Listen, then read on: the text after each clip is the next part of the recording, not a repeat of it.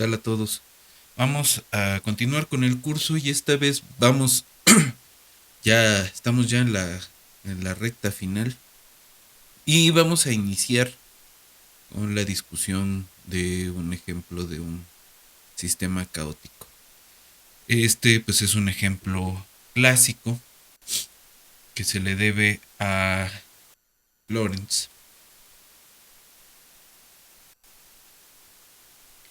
Entonces vamos a estar platicando del sistema de Lorentz, que es un sistema aparentemente eh, pues inofensivo de tres ecuaciones diferenciales.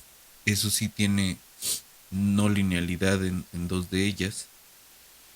Eh, eh, entonces es un sistema fuertemente no lineal en tres dimensiones.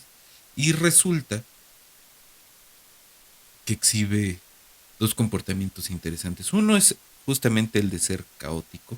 Es decir, a pesar de ser una ley determinista, exhibe un comportamiento que a largo plazo puede ser este, impredecible. Es decir, que si tomamos, ya matemáticamente hablando, tomamos dos condiciones iniciales cercanas, estas pueden diverger en el transcurso del tiempo y divergen a tasa exponencial. Es decir, exhibe sensibilidad a los cambios, alta sensibilidad a los cambios en las condiciones iniciales. No es continua respecto a condiciones iniciales. Ahora, eh, ese es uno de los aspectos que vamos a tocar en lo que sigue. Y el otro es que exhibe en cuanto a estabilidad un comportamiento nuevo. Hasta ahora cuando hemos hablado de estabilidad, hemos hablado de puntos estables, puntos inestables. Hemos hablado de trayectorias cerradas, ¿no? Ciclos límite, someramente. Y ahora nos vamos a encontrar en este sistema de Lorentz con un atractor que no es un ciclo límite y no es un punto. Este tipo de atractor, en algún momento se le ha llamado atractores extraños, en algún otro lado se le llama atractor caótico, ¿no? Entonces, tener ese tipo de atractor es síntoma de caos. Eh, Nos vamos a encontrar también que este atractor, que no es ni una, ni una trayectoria cerrada, ni un punto, en realidad es este una especie de superficie. Son como dos superficies metidas una en la otra. Y lo que alcanzamos a ver no es eso, sino la foliación de ese espacio en R3, ¿no? Pero ese espacio tiene dimensión fractal, tiene dimensión fraccionaria de Hausdorff. Entonces, el estudiar el sistema de Lorentz abre varias puertas a matemáticas muy interesantes que pues, sobrepasan las expectativas de este curso, pero que como ofrecimos en su momento, pues es una introducción al estudio del caos. Eh, entonces, ¿de qué va el sistema de Lorentz? Eh, en los años 60, Edward Lorenz estaba estudiando el corrientes de convección, ¿no? Y entonces propuso un sistemita que modelaba de alguna forma variables atmosféricas y quería ver qué pasaba con el clima, ¿no? Con el tiempo. Eh, Resulta que hizo incluso un experimento que era un experimento muy pequeño, donde tenía unas pues, corrientes de convección, corrió la simulación de su modelo en una computadora que en su momento era bastante poderosa, y se encontró esta figura que tenemos abajo del lado derecho, eh, que es el atractor del sistema.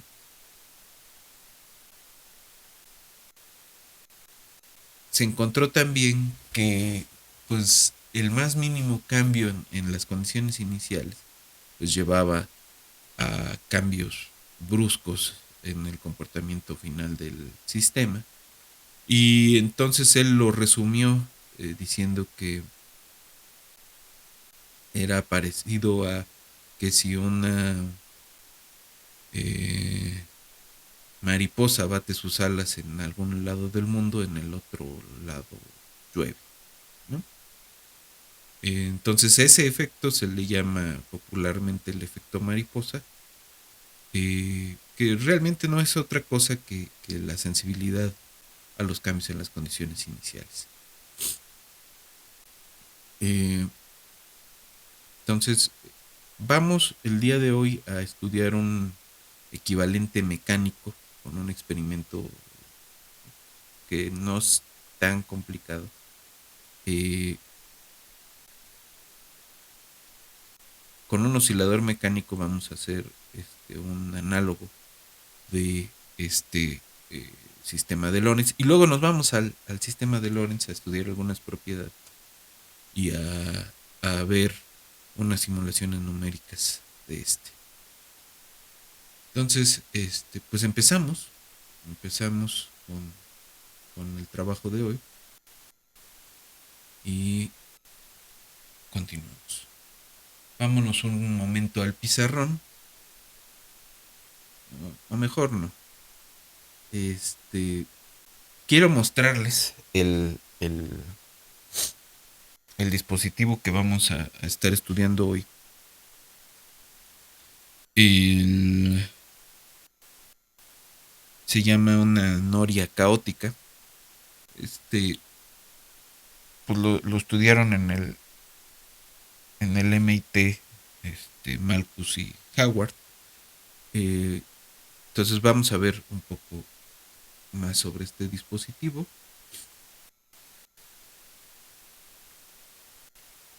Este es el dispositivo, ¿no? Esa es la noria. Consiste en unos vasos amarrados a una rueda y una fuente de agua que está constantemente chorreando. Los vasos están agujereados, entonces gotean. Dependiendo de la tasa de goteo es distinto el comportamiento. Ahora, si se fijan, hay unos momentos donde el oscilador se detiene, eh, y si el goteo fuera más pequeño, en realidad estaría yendo de un lado hacia el otro. Ahí está, ya empezó a dar vueltas hacia el otro lado, se regresa. Entonces ese tipo de comportamiento de ir hacia un lado y hacia el otro lo va a ser un análogo bueno para el oscilador.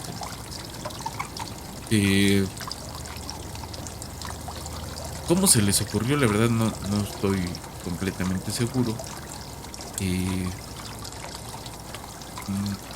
lo pueden revisar con cuidado en el libro de Strogat sobre caos y dinámica no lineal, ¿no? Ahora, vamos a estudiar un poco ese sistemita, y la idea finalmente, al terminar ese análisis, es que vamos a tener lo siguiente. Eh,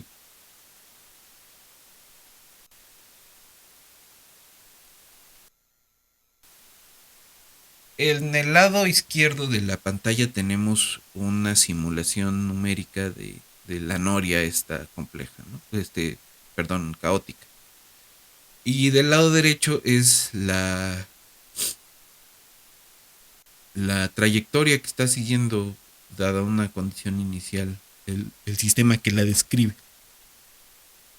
Y si se fijan, es exactamente el mismo, o al menos cualitativamente muy parecido al, al sistema de Lorentz. Lo que hay entre uno y otro, pues realmente es una transformación este, de coordenadas adecuada, que lleva un sistema en el otro. Y vamos a ver, vamos a describir dentro de un rato. Eh, del lado derecho donde se está describiendo la noria, están pintados con un color más oscuro los vasos que están más llenos, ¿no? Entonces, cuando el vaso se llena, vence la fricción de la rueda, este, ayudándose de la gravedad, y se mueve, ¿no? Si se fijan, cuando se mueve para un lado, se va enrollando en uno de los aparentemente dos puntos fijos que hay en el sistema, ¿no? Y cuando va dando vuelta hacia el otro, está enrollándose en el otro. Hay trayectorias, pedazos de trayectoria que visitan uno y otro, ¿no? Que es cuando da vueltas a un lado y al otro. Y hay momentos donde se queda atrapada en una sola sección del atractor este, ¿no? Entonces, vamos a hacer la descripción de esto en el pizarrón y continuamos.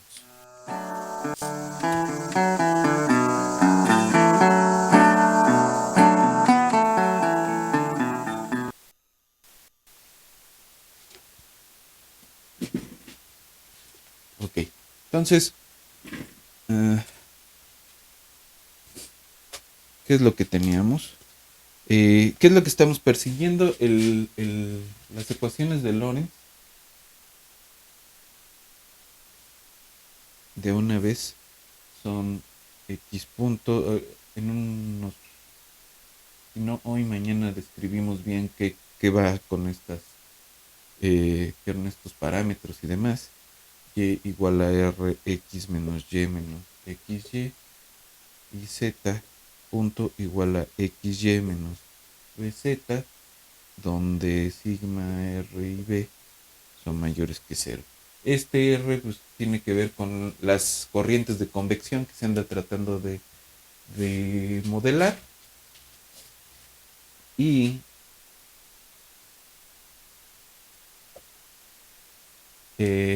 esta sigma es otro numerito por ahí que ahorita no me acuerdo, pero tiene que ver también con el movimiento del aire en esas corrientes de convección. Y la B es un parámetro que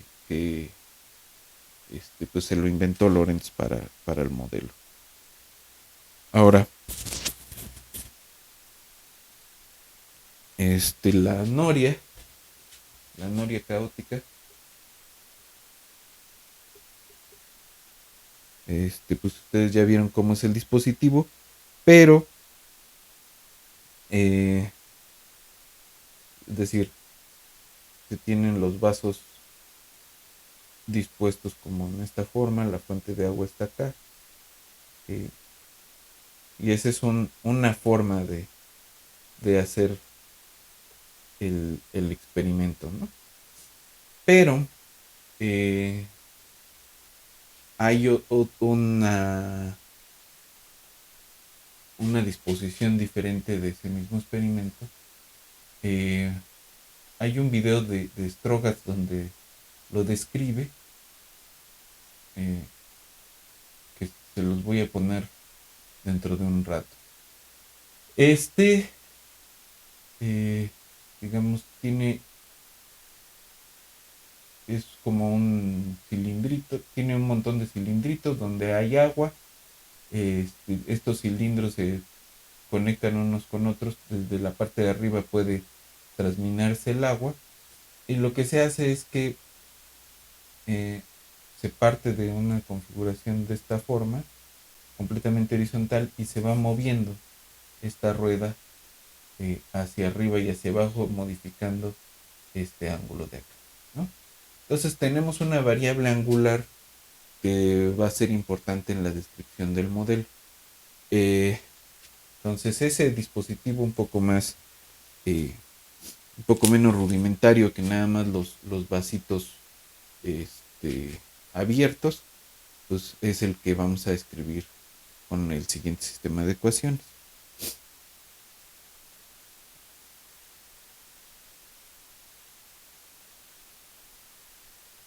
Entonces, ese ángulo teta es el ángulo este, en de del- la rueda respecto a la mesa o respecto a la horizontal. Vamos a tener un omega t que es una velocidad angular, porque esto además está girando. Y dependiendo del ángulo, la transvasación del agua es más o menos rápida. Eh, y esta m teta t es la distribución de la masa de agua en toda la rueda.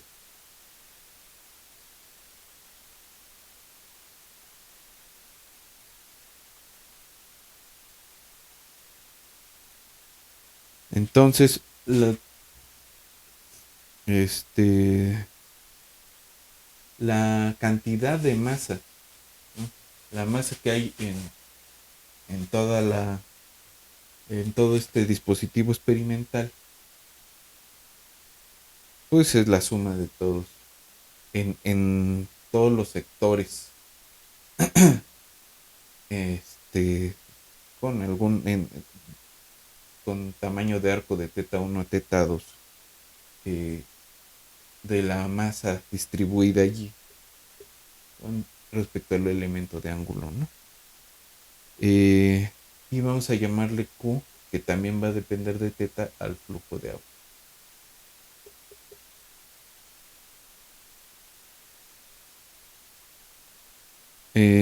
Aquí tenemos R, el radio de la, del dispositivo. K se va a llamar la tasa de goteo.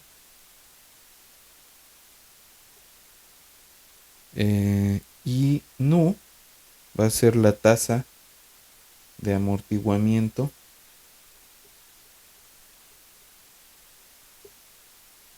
rotacional, ¿no? Es un dispositivo experimental de veras.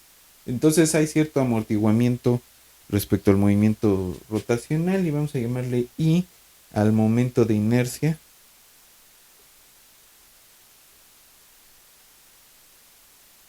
de toda la rueda, ¿no? De la nori.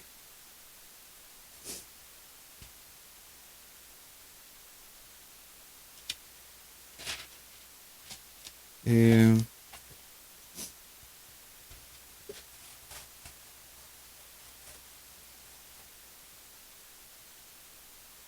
entonces,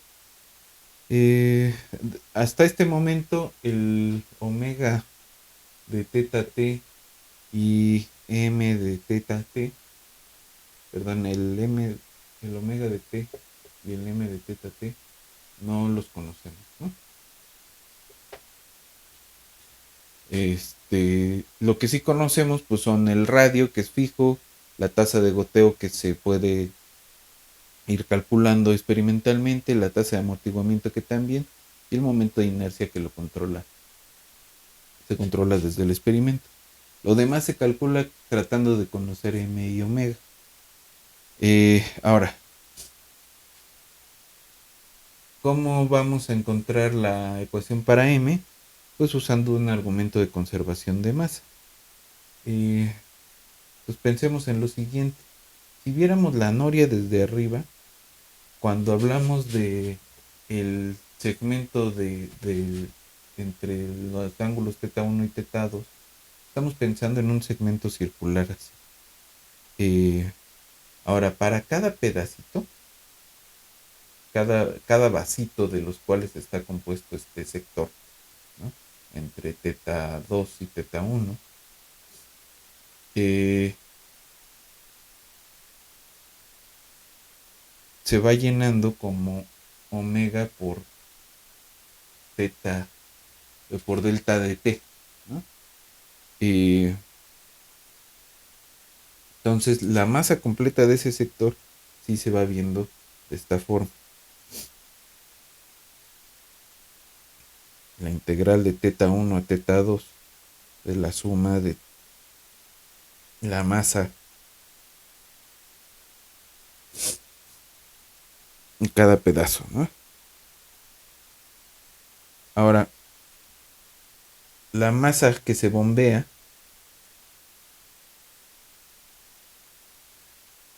o que entra en cada uno de estos, en ese sector, pues es la integral de teta 1 a teta 2 de quién, pues del flujo del agua en ese sector en un periodo de tiempo, ¿no? Un cierto periodo. Y la masa de agua que gotea, es decir, que sale del sector, es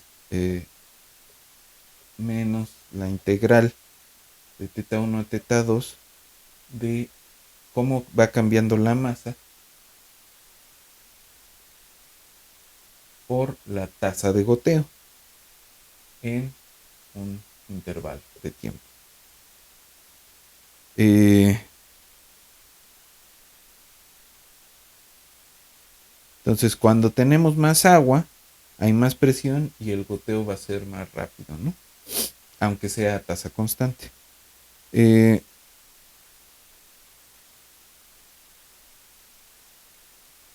entonces, un sector que estemos observando pues, va a tener una masa que depende de teta 1, de omega y de el tiempo, ¿no? Entonces, ¿cómo va a cambiar la masa de todo el sector? Pues es como la delta de tiempo por el valor absoluto de la integral de teta 1 a teta 2 de el flujo menos el goteo, ¿no?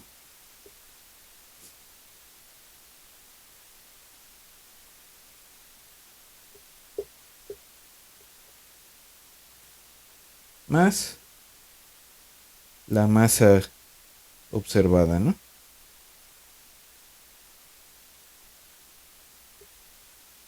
Menos, este es de teta 1 y la de teta 2, ¿no? En los extremos. Y entonces vamos a tomar m de teta 1 menos m de teta 2 y esto pues tendría que ser la integral de teta 1 a teta 2 de la derivada de m parcial respecto de teta integrado respecto de teta. Si tomamos esto entre la delta de t y tomamos el límite cuando esa delta es pequeña, pues entonces tenemos de este lado la derivada y de este lado pues vamos a tener esta expresión de acá con una derivación acá, ¿no? Pues vamos a escribirla de este lado y lo que tenemos por lo anterior y tomando el límite cuando delta de t tiende a cero, tenemos que la derivada de la masa completa del sector respecto del tiempo, es decir, cómo va a cambiar esa masa, es la integral de teta 1 a teta 2 de el flujo menos el goteo por la cantidad de masa menos omega por la parcial de m respecto de teta, todo integrado respecto de teta. Por un lado, ¿no? Pero por definición, la derivada de m respecto de t, pues tendría que ser simplemente esto, ¿no? La suma de sobre todo los pedacitos de sector de la parcial de m respecto de t de teta. Y entonces podemos igualar esas dos expresiones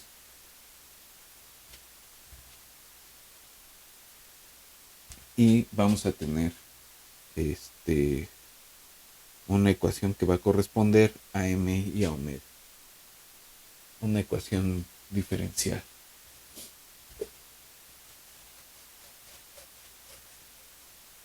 Entonces vamos a tener íntegro diferencial, perdón. Teta 1 a teta 2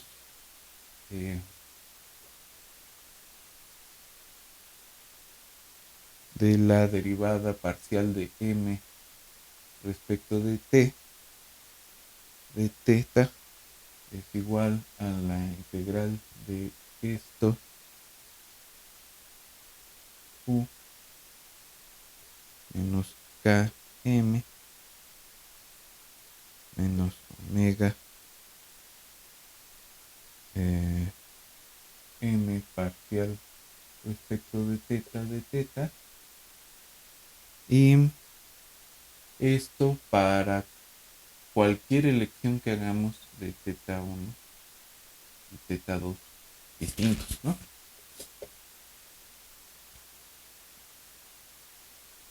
Entonces, como se vale la misma expresión para cualquier teta 1 y teta 2, pues tenemos que la parcial de m respecto de t es el argumento de esta cosa, ¿no? Q menos k por m menos omega m parcial respecto de teta.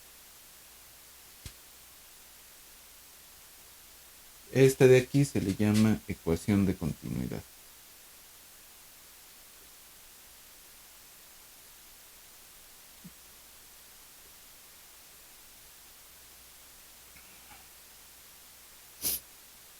Ahora, vamos a guardarla en algún lado. Y ahora pensemos en lo siguiente. El movimiento del dispositivo en la parte rotacional pues ejerce cierta torca, ¿no? Y en el fondo pues únicamente necesitamos acordarnos de la segunda ley de Newton para hacer la descripción de esta cosa, ¿no? Tenemos que I por omega punto es la torca de amortiguamiento.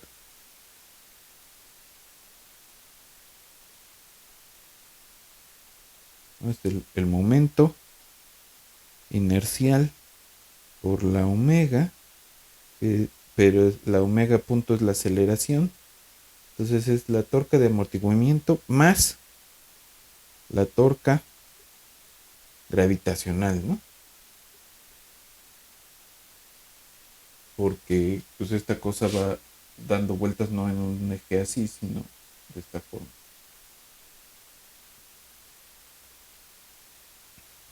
Entonces,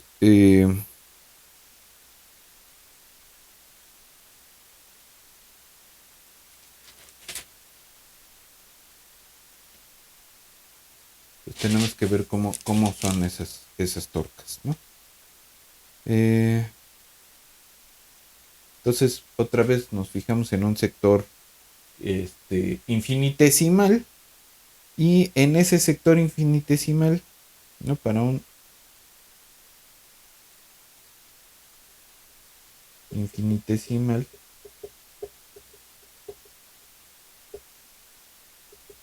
tenemos el elemento de masa, pues es m de teta, y se produce una torca igual infinitesimal de tau igual a dm por g por el radio por el seno de teta,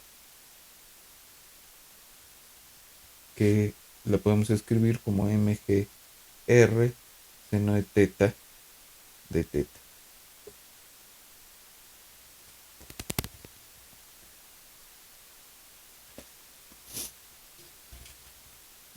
Ahora g es la aceleración de la gravedad efectiva, ¿no? Es decir, la g la estamos pensando como g0 por el seno de una alfa,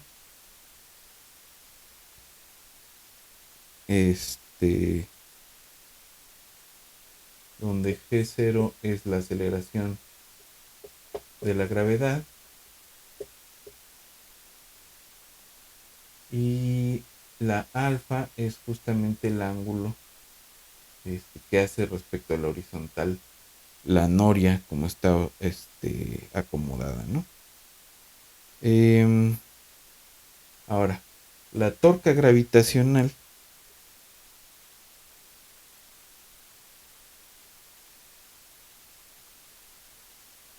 pues es la g, esta de acá, por r, por la integral de 0 a 2pi de m de teta t, seno de teta de teta. Y la otra torca, la que se debe al amortiguamiento,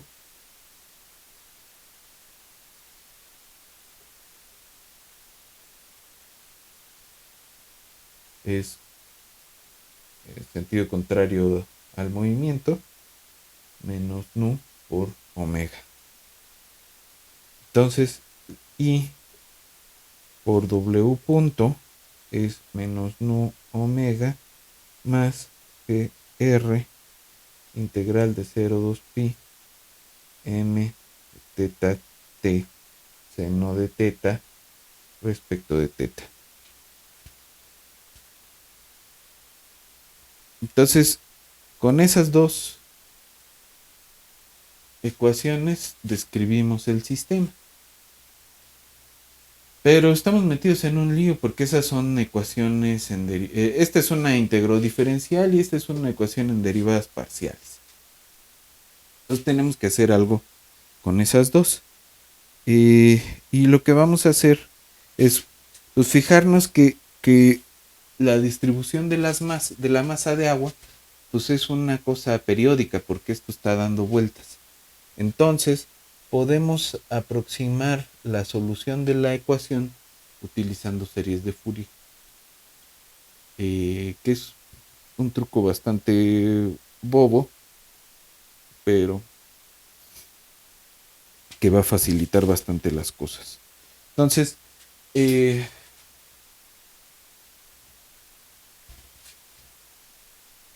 vamos a hacer eso de este lado. Y luego vamos a reescribir estas dos ecuaciones para tener la descripción completa del sistema. Entonces, m de teta t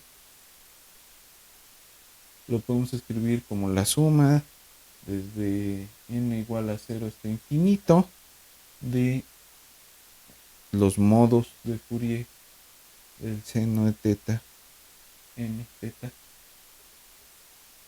más bn t coseno n teta. Y el flujo también lo vamos a escribir como una serie, pero en términos nada más del coseno n teta.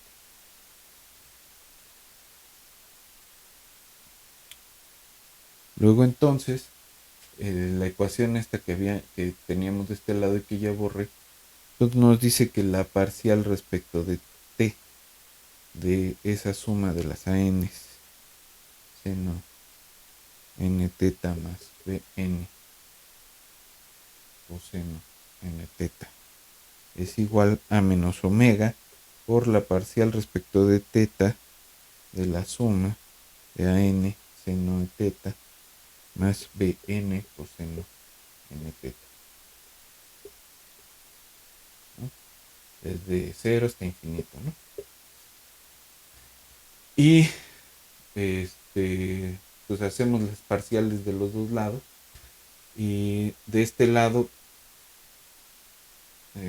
pues queda bastante cómodo de los dos lados porque separamos bien, ¿no? De este lado únicamente depende de este bicho y este bicho, y de teta solo dependen este bicho y este bicho. Entonces el truco sucio de todo esto es que encontramos que podemos separar las dos variables, ¿no? Y como sí se vale separarlas, entonces podemos reescribir esa ecuación. Perdón, acá me faltó un término, que es el que tiene que ver con esta Q, ¿no? Es la suma del Qn más coseno, por coseno n teta menos K por la masa, ¿no?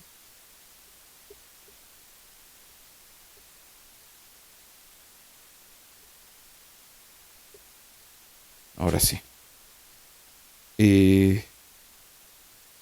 Entonces, para cada uno de estos coeficientes, pues tenemos que la derivada respecto del tiempo es n omega bn menos k a n, y menos n omega a n menos kbn más qn.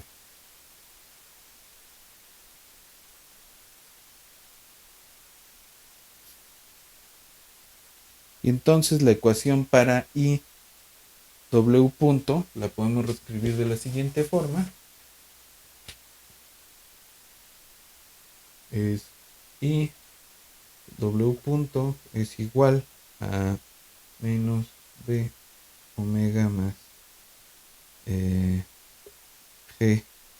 gr por la integral de la suma de an seno teta n más bn coseno n teta, todo esto por seno de teta, y esto es igual a menos nu omega más gr, la integral de 0,2 pi de a1 seno cuadrado de teta de teta, ¿no?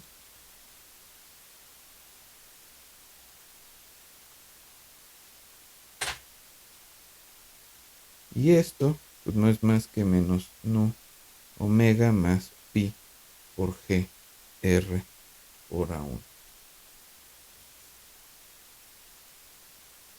Y entonces el sistema de dos ecuaciones, una íntegro diferencial y la otra en parciales, lo pudimos convertir a un sistema de tres ecuaciones ordinarias para A1, B1 y omega. Entonces A1 punto es omega B1 menos K A1. La B1 punto es menos omega A1 menos K B1 más Q1, y omega punto es menos nu omega menos pi gr A1, todo esto por 1 sobre i, el momento de inercia. Y entonces, bajo ciertas transformaciones de coordenadas, ese lo podemos reescribir como un sistema parecido al de Lorentz, que de una vez lo voy a escribir antes de seguir cualquier otro pedazo del análisis,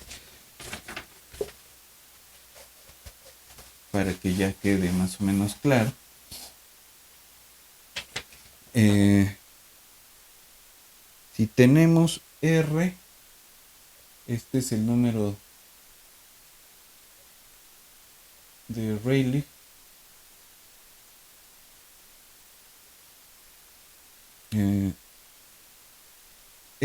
Para este sistema es pi g r,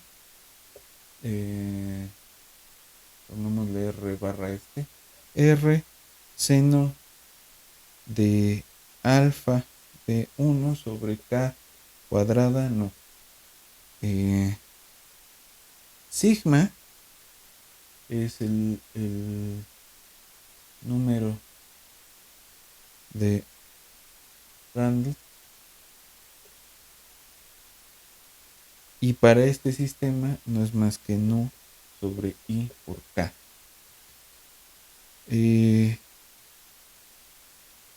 Un factor de asimetría que es pi por g r seno de alfa a 1 sobre k cuadrada nu. Perdón, estos son tetas. Y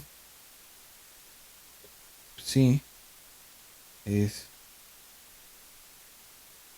pi por seno de teta por A1 por B0 sobre rho omega pi k cuadrada. Esta rho pues es la densidad, que la podemos llevar a 1 en este caso.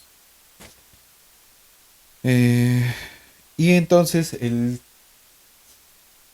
este sistema lo llevamos a uno de la forma x punto igual a sigma por y menos x más psi y punto igual a r x menos y menos xz más mu, y z punto es igual a xy menos z.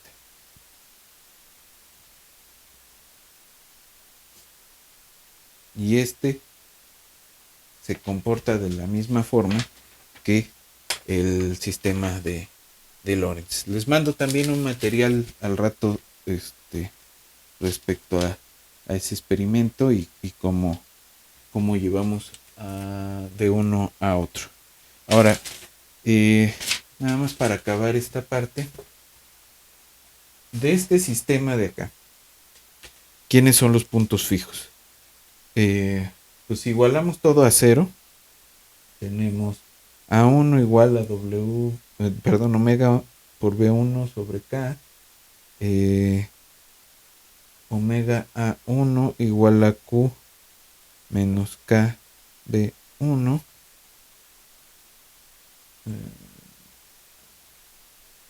Ajá.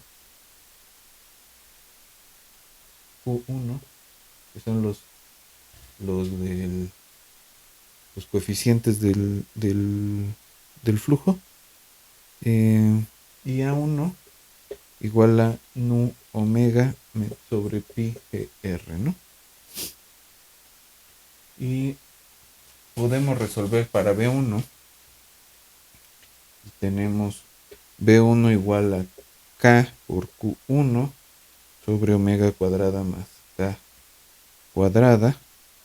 Y hacemos W omega B1 sobre K, pues va a ser nu omega sobre pi por gr. Entonces lo que vamos a tener es que este sistema pues tiene de dos sopas. O bien omega es igual a 0 o B1 es igual a esto por K, ¿no? Y eso nos va a llevar a dos puntos de equilibrio. Por un lado, el que no tenemos, el que es reposo, ¿no? Que es el 0 Q1 sobre K 0, que es el reposo. Y el otro punto es tomando omega distinto de 0, pues tenemos B1 igual a KQ1 omega cuadrada más k cuadrada, que es k nu sobre pi gr. Y si k es distinto de 0, entonces q1 sobre omega cuadrada más k cuadrada, pues es igual a nu pi gr.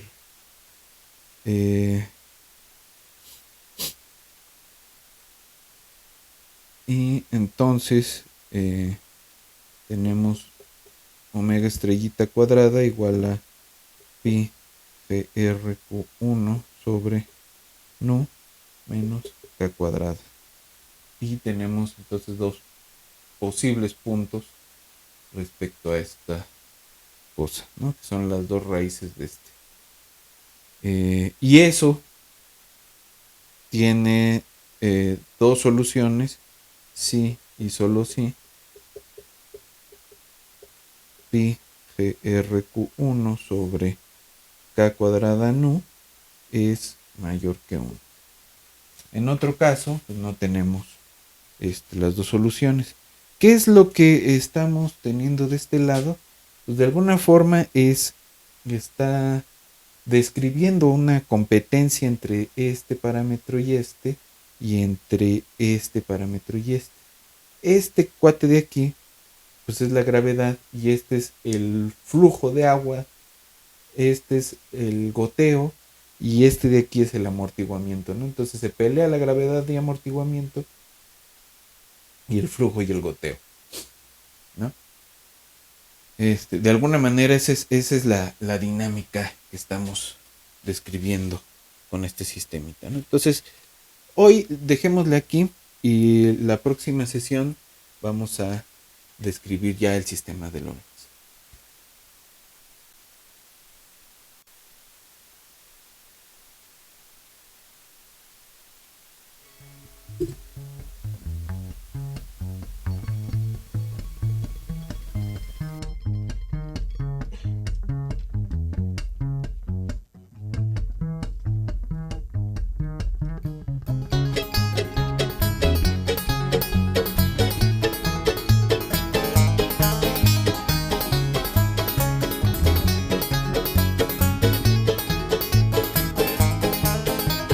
Creep and crawl till you fall into the old dark way.